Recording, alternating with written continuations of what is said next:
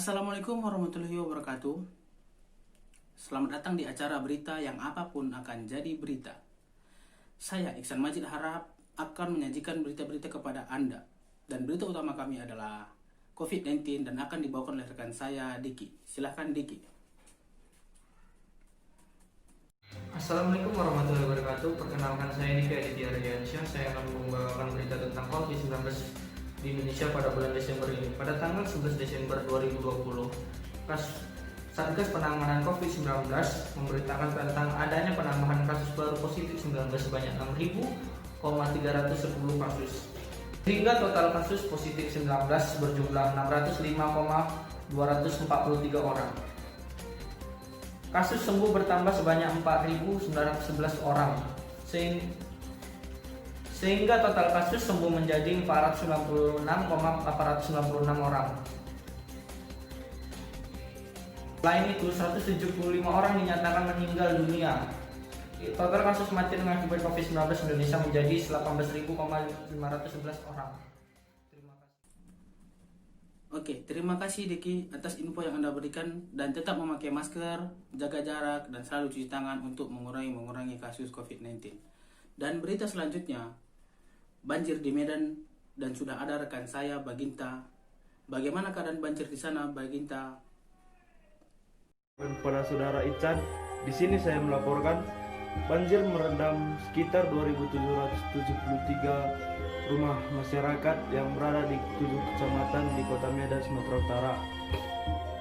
Sebanyak 2.773 rumah itu terdiri atas 1.983 kepala keluarga dan 5.965 jiwa yang terdampak banjir di Kota Medan.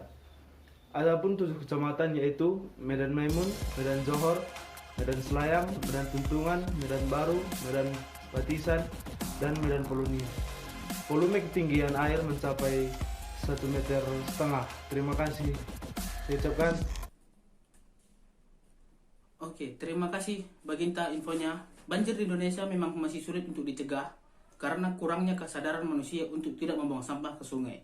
Tetap membuang sampah pada tempatnya dan selalu menjaga kebersihan. Oke, kita kembali ke berita lainnya. Sebuah kecelakaan bus dengan truk di tebing tinggi dan sudah ada rekan saya untuk menjelaskan kejadian tersebut. Silahkan Boy. Baik, selamat siang. Saya bernama Boy Faris Tinjok, mengabarkan laka lantas di Sumatera Utara, tepatnya di tol tebing tinggi. Kecelakaan melibatkan bus Medan Jaya dan satu unit truk terjadi di kilometer 44.800 ruas tol tebing tinggi. Semula mobil bus Medan Jaya datang dari arah tol tebing tinggi menuju ke Medan. Sesampainya di tempat kejadian, mobil bus Medan Jaya menabrak bagian belakang Mitsubishi Colt Diesel. Akibat peristiwa tersebut, satu unit penumpang bus dikabarkan tewas dan penumpang lainnya mengalami luka-luka. Ya, terima kasih Boy untuk penjelasan kejadian kecelakaannya. Ingat untuk selalu mengutamakan keselamatan daripada kecepatan. Oke, kita beralih ke berita selanjutnya. Korupsi di Indonesia tidak ada henti-hentinya. Dan di sini rekan saya Rini akan memberikan puisi, kata-kata puitis untuk politik dan korupsi.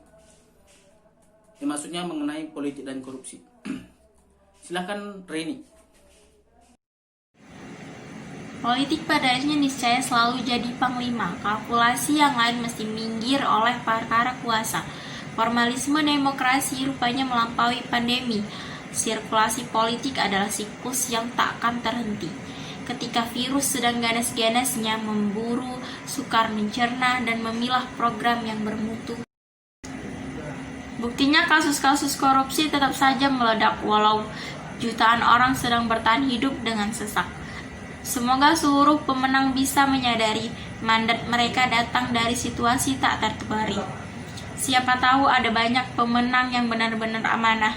Selebihnya kebanyakan rakyat mungkin hanya bisa pasrah. Ya, terima kasih Rini untuk kata-kata puisinya yang cukup puitis dan bagus.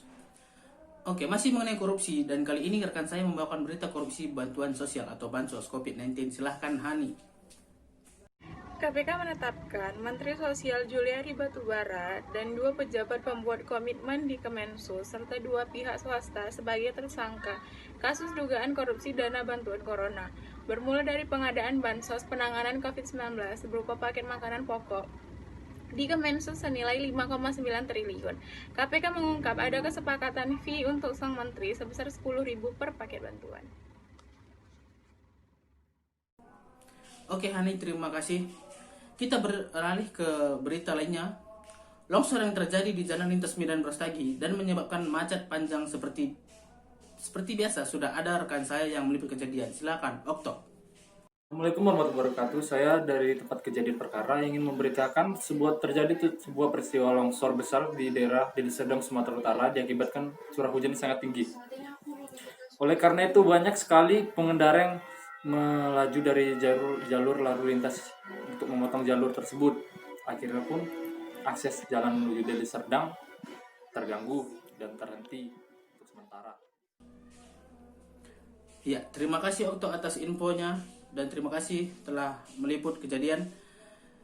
Dan itu tadi jadi berita penutup kita hari ini dan terima kasih telah menonton berita yang apapun jadi berita. Saya Iksan Masyarab, sampai jumpa.